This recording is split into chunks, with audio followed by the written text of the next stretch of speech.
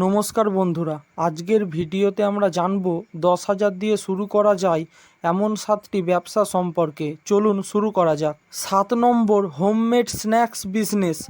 আপনি বাড়িতে তৈরি করে নিমকি, পাঁপড়, আচার, মুড়ির মিক্সচার বা অন্যান্য খাবার ছোট্ট পরিসরে বিক্রি করতে পারেন।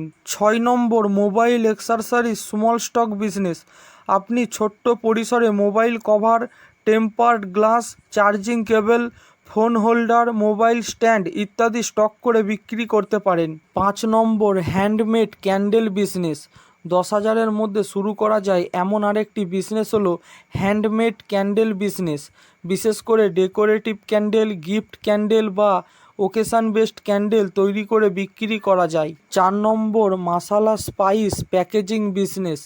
আরেকটি সম্ভাব্য বিজনেস হলো স্মল স্কেল স্পাইস মশলা প্যাকেজিং বিজনেস।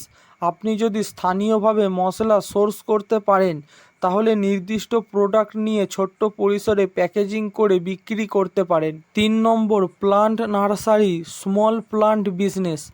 আপনার এলাকায় যদি গাছের চারা বা গার্ডেনিং প্রোডাক্টসের ডিমান্ড থাকে তাহলে স্মল প্লান্ট নার্সারি বিজনেস শুরু করা যেতে পারে।